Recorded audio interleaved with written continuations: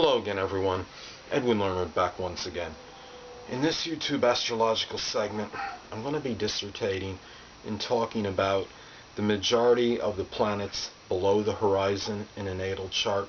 Now, many of you may know this, but I'm going to talk about it for the people that don't know.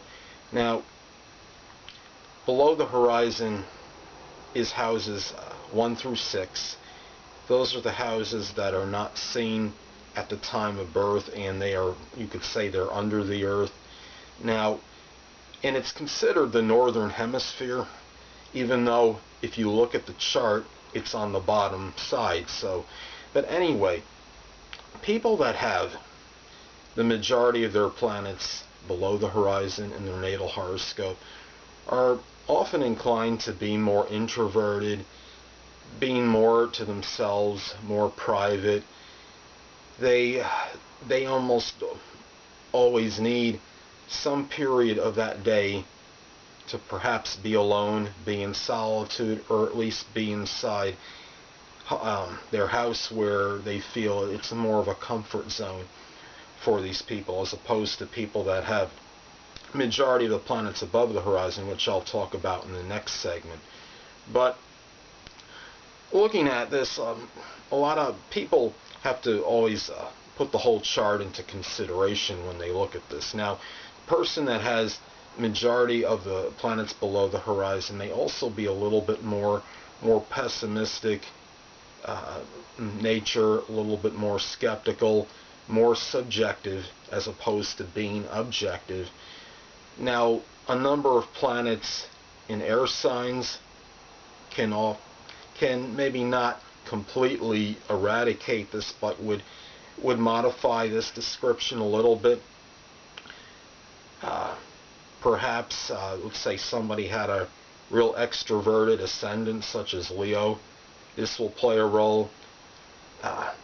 And if somebody were to have, say, 6 planets below the horizon, and they had, say, 4 on top, that would still be almost 50-50. That's still 60% below the horizon, but still they would have a little bit more of a balance as opposed to somebody that had, say, 8 or 9 or 7 planets below the horizon. So that's another way of looking at this. So, and if somebody has a planet or 2 in the 10th and or conjunct the 10th house, perhaps this could be a person that may, it could maybe modify this description a little bit, not just because those planets will be above the horizon, but because the 10th house is associated with notoriety, status, and recognition, and it just depends sometimes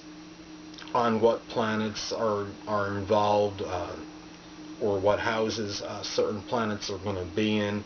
Now, if someone were to have, say, they had the majority of the planets below the horizon, and most of them were in feminine signs, well, this would put more of a double emphasis on somebody that is introverted, a little bit more pessimistic than optimistic, more subjective as opposed to being objective. So, and the person would be, like I stated about being introverted, really wants a lot of time to be by themselves or with just maybe close friends in their home.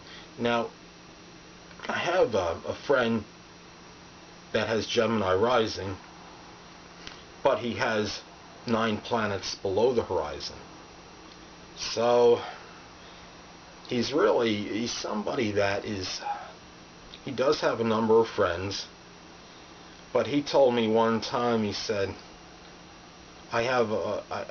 basically, I don't remember his exact words, but what I got out of it is that he considered himself sociable, but he said in short circuits. Now, what I gathered from that verbiage, short circuits, meaning that he would be outgoing and sociable, but with small groups, not necessarily always being around like 10 or 15, 20 people or more and socializing with all these people, but more like a few people here and there at a time.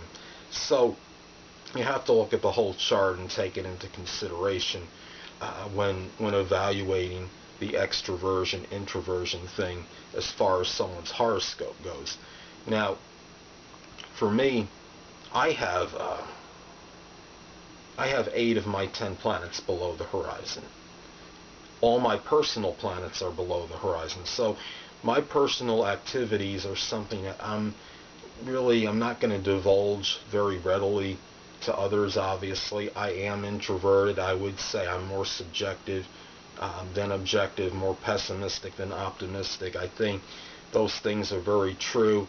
And 6 of my 10 planets are also in feminine signs. So that pretty much reinforces and accentuates the introversion even more. And also, one of the 2 planets above the horizon in houses 7 through 12 is in the 12th house, and it's conjunct my ascendant almost in the first.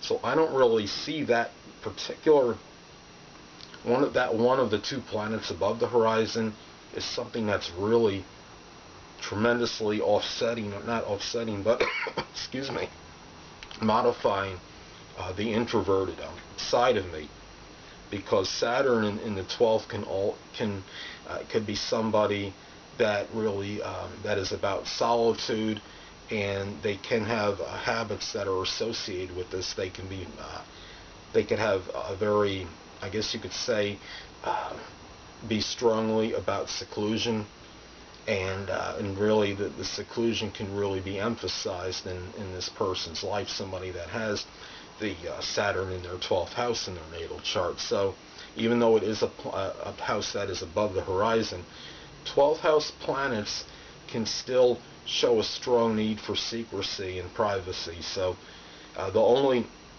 planet I have above the horizon is Neptune in the 7th house of relationships, and considering that Neptune can be associated with the metaphysical, which can include astrology, I guess it shows that maybe that's where I'm really, one side of me that's pretty outgoing and gregarious is with relationships that I form with people that have an affinity or have an interest in astrology. So anyway, people, that'll conclude this YouTube astrological segment for having the majority of the planets below the horizon in a natal chart.